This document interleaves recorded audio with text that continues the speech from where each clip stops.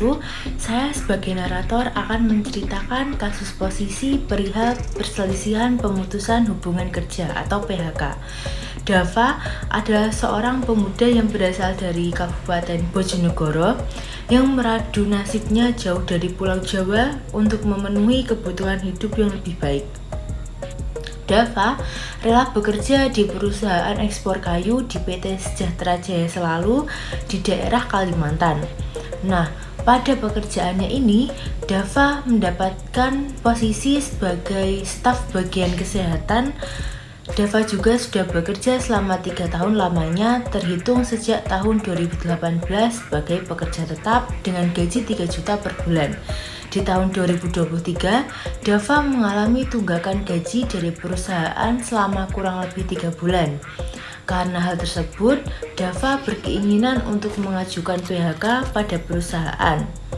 Nah, akan tetapi perusahaan ini tetap kekeh untuk ingin mempertahankan Dava sebagai pekerjanya. Karena permasalahan ini tak kunjung terselesaikan, maka Dava dan juga direktur memutuskan untuk musyawarah menyelesaikan permasalahan ini untuk dengan cara penyelesaian secara mediasi. Nah, akankah proses mediasi ini akan berhasil? Langsung saja kita saksikan video yang berikut ini. Selamat pagi Bapak, terima kasih atas kehadirannya dalam mediasi hari ini. Saya Fariza Ramadhani akan memfasilitasi mediasi antara pihak pekerja dan juga pihak pengusaha. Sebelum kita mulai, ada beberapa hal yang perlu saya sampaikan. Jadi yang pertama, kita akan mendengarkan pandangan dari kedua belah pihak secara bergantian. Kemudian yang kedua, kita akan mencapai kesepakatan ini secara adil dan juga saling menguntungkan. Dan yang terakhir, pembahasan yang kita bahas dalam pertemuan ini itu sifatnya rahasia dan tidak akan disebarluaskan ke pihak lain tanpa izin dari kedua belah pihak. Bagaimana? Apakah ada pertanyaan? Tidak, Bu. Baik, kita mulai. Jadi yang pertama kita akan mendengarkan penjelasan dari pihak pekerja terlebih dahulu. Kepada Bapak Dava, silakan bisa saudara ceritakan perihal masalah yang sedang Anda hadapi. Baik, terima kasih Bu Mediator. Saya Dava, telah bekerja di perusahaan ini selama 3 tahun dengan gaji sebesar 3 juta per bulannya. Namun selama 3 bulan terakhir ini saya tidak menerima gaji saya tepat waktu. Saya telah mencoba berbicara kepada manajemen ke perusahaan, tetapi belum ada penyelesaian. Karena itu saya mengajukan PHK dan meminta hak saya termasuk pesangon dan denda keterlambatan gaji. Baik, terima kasih penjelasannya Bapak Dava. Selanjutnya kita akan menjelaskan penjelasan dari Bapak Kadit, yakni sebagai pihak pengusaha. Kepada Bapak Kadit, silakan. Baik, terima kasih Bu Mediator. Saya selaku pemilik perusahaan PT Sejahtera Jaya Selalu. Di sini kami memang mengakui kalau bahwasannya ada keterlambatan bayaran gaji kemarin karena masalah keuangan yang kami hadapi. Nah, kami juga berharap karyawan ini tetap bekerja dan tidak mengajukan PHK. Baik, terima kasih atas penjelasannya. Mari kita diskusikan bagaimana kita bisa mencapai kesepakatan dalam pertemuan ini. Bapak Dava, apa yang Anda harapkan dalam pertemuan ini? Dalam pertemuan ini, saya menginginkan pembayaran gaji saya yang tertunggak beserta dendanya. Dan jika tidak memungkinkan, saya juga siap mengajukan kembali PHK saya jika masalah gaji tidak dapat terselesaikan dengan segera. Bagaimana Bapak Kadit? Tanggapan dari Bapak? Kami menyanggupi untuk membayarkan gaji yang tertunggak beserta dendanya. Kami juga bersedia untuk membicarakan opsi agar karyawan tetap bermau bekerja. Tetapi kali ini saya sudah tidak menginginkan pekerjaan ini di perusahaan.